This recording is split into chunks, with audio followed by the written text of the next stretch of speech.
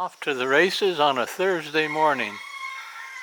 First off, a little camera geek stuff. I have been talking to B&H, which is my go-to camera equipment store. They're in New York, I'm in the Philippines, but you get to chat live, so if you get the times right, it works. And the people there are really good. I highly recommend them, by the way. I don't get paid for this, but I do highly recommend them. If you've got to order your gear in, check out B&H. They get a deal apparently with FedEx and the other people because they ship so much. So they always get you a good deal, and they have lots of stuff on sale. And when you talk to their experts, they're usually consistent in what they say because they're pretty good at it. But the strange thing is, for the last week, every time I ask an expert about what gear I need to improve what I've got, the story changes.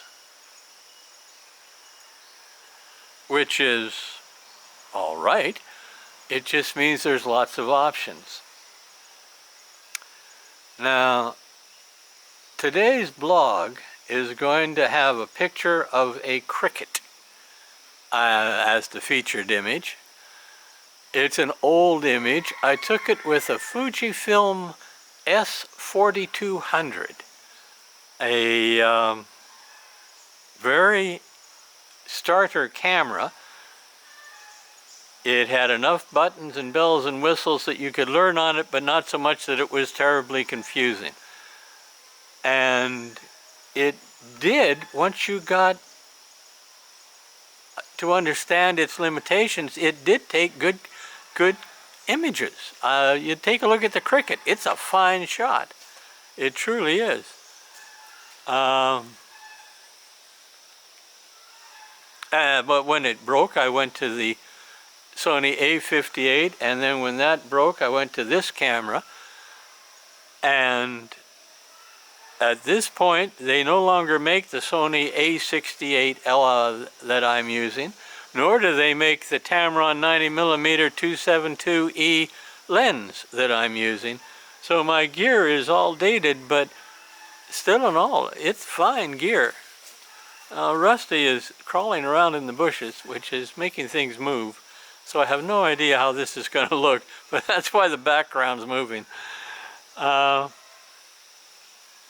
I decided last night that I need to do with my video what I did with my still images. I've got a camera now and a lens that is capable of really nice shots. And as I mentioned that, one of the things I can do with this is with digital zoom, clear digital zoom, I can take this in.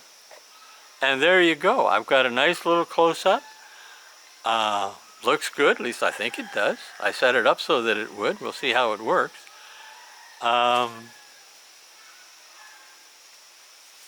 And this takes much better images than I can right now, and better videos. I know that. So, until this breaks, this is what I'm going to have. And I'm going to learn how to use it.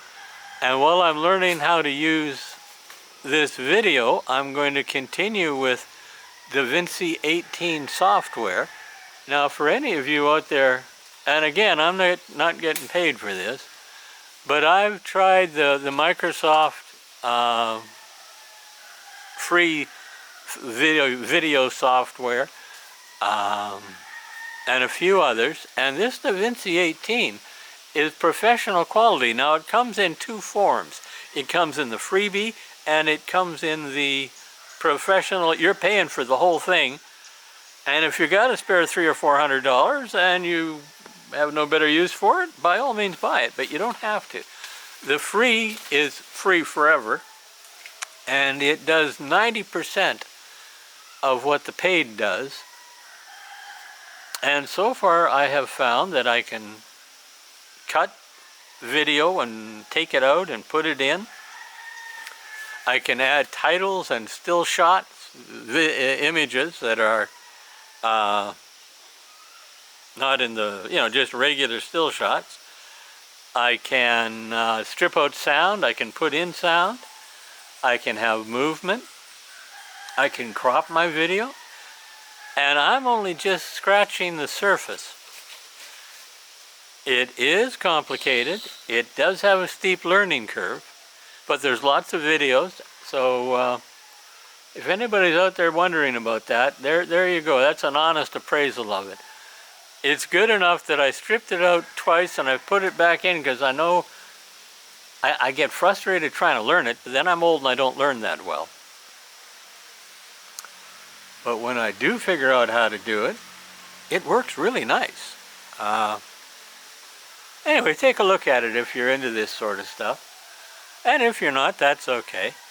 But I'm going to stick with what gear I've got and learn how to use it properly. I think that's a pretty good idea. It worked for the still shots. I have no reason to think it wouldn't work for this. No, Rusty, I'm not throwing your ball for you. I am doing video. You know that. Oh. Now, so much for the camera geek stuff. Oh no, one more camera geek thing. My wife says I gotta quit moving my camera like I'm a robot. It goes jerk, boom, boom, boom, doom, up, boom, bang, bang. I can't do it smooth. And I'm afraid I'm stuck with that, folks. I don't do smooth anymore with my movements. I might get a gimbal.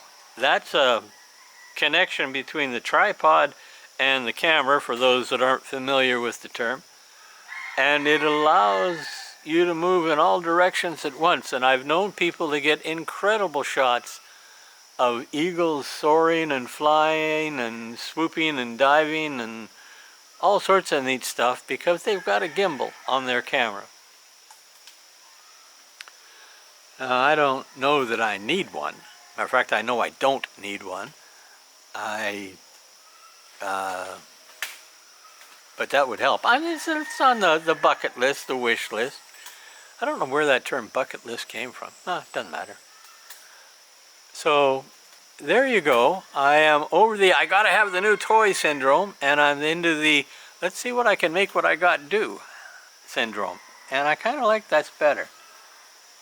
It works for me. And what the heck, if you get tired of my videos, go find a place that's doing better. Because this is a learning curve for me, and I'm just trying to share what I'm learning and what I've learned. I learned something yesterday from Al Jazeera, which is a Middle East news corporation based upon the BBC format, or what used to be the BBC format, and I find it terribly informative. They did a special news report on Indonesia, Jakarta area, and one of the little villages, communities, is coastal, and sea level rise has made it almost impossible to live there. They have raised their houses up as much as they can, and they're still getting flooded. At high tide, you can't leave your house. At high tide, you're in your bed, or you're sometimes sitting on a table. Low tide, you can ride around on a motorcycle if you can get through the mud. And that also means that their fish ponds, their rice paddies, vegetables, animals that were on the ground have all perished. And only people left in this little community now are those people that suffer the most at natural disasters or man-made disasters. The old people and the widows and the orphans, because they can't afford to move. It was both saddening, encouraging, stimulating. There were a lot of things in that story. The people that were there, the courage they had. Of course, if you have no choice, courage isn't that hard to find sometimes. But they were struggling and looking to help from their government, and the rest of the community were already climate refugees, and if they got the chance, they were going to be too. They didn't want to be where they were. It was not healthy, not good. The other thing that popped up on the news that I watch, and that means it popped up on a couple of different news broadcasts. I don't just go for one source. The big problem now in Pakistan is not the terrible flooding, it's the terrible diseases that are going to come. They have no fresh water, they have no drinking water, no bathing water. All they have is polluted flood waters, and you got to boil that a long, long time and filter it to make it safe. And that ain't going to happen. And there are lots of dead animals floating around in it. It's going to be a lot of physical sickness as well as emotional, of course. And the diseases and the plagues haven't even started yet, really, but they will. The waters are not receding very quickly. And changing continents. In America, the capital city of one of the southern states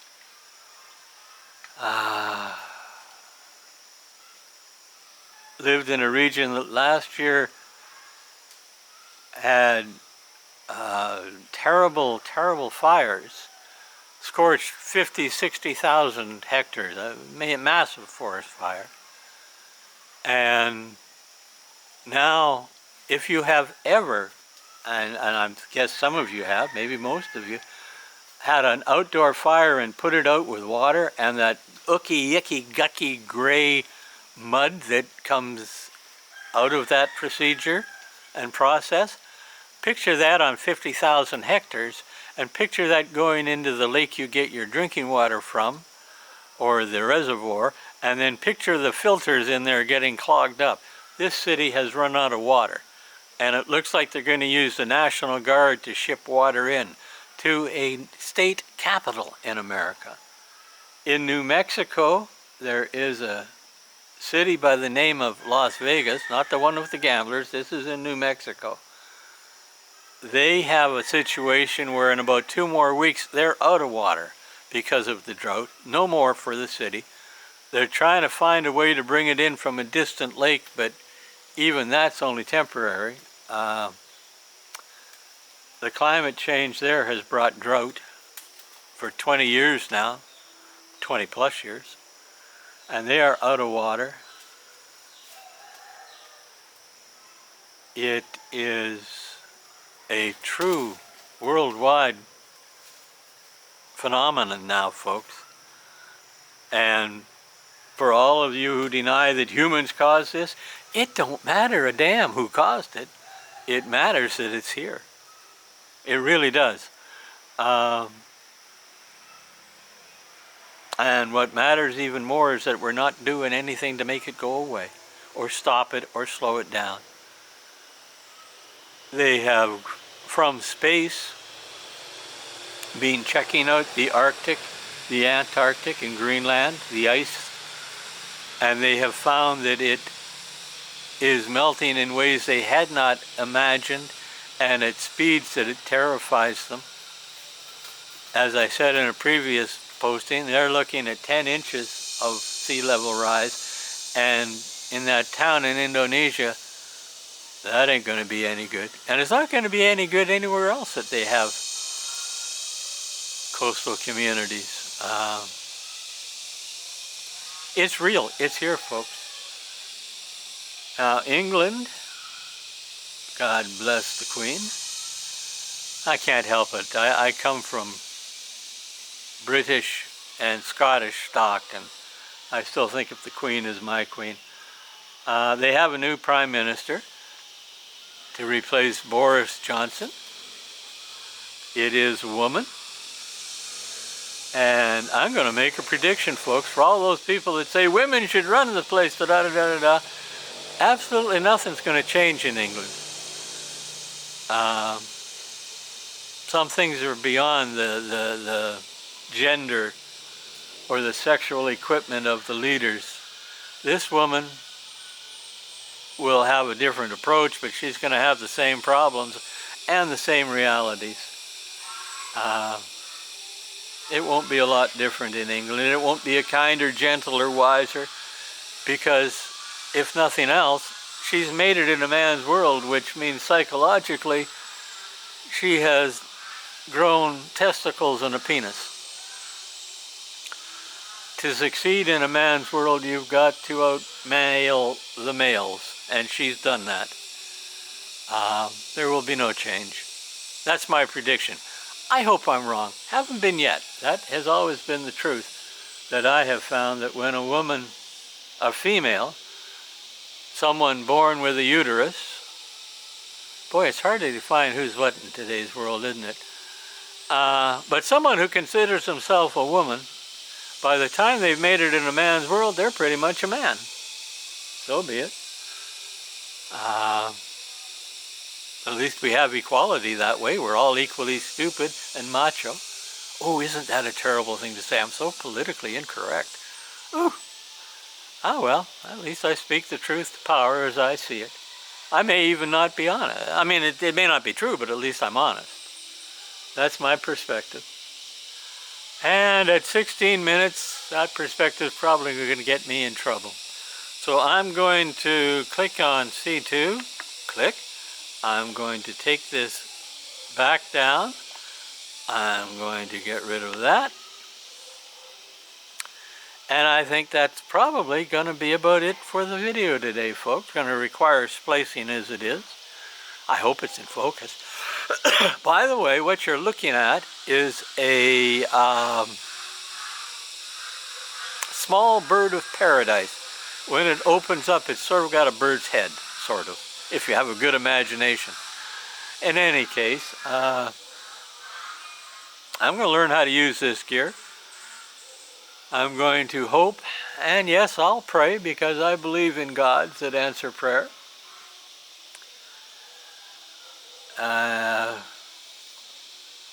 And my prayer will be for those that suffer on either side. Yes, I pray for Russian soldiers as well as Ukrainian. I do. And I pray for the people in Indonesia whose villages are flooded, and the people of Pakistan that are about to hit plagued city. And I pray that rest of us will find enough love in our hearts to help. And if we can't help, at least not hurt. And that's enough for now, folks. If it works tomorrow, I'll be back tomorrow. Talk to you later. Bye-bye.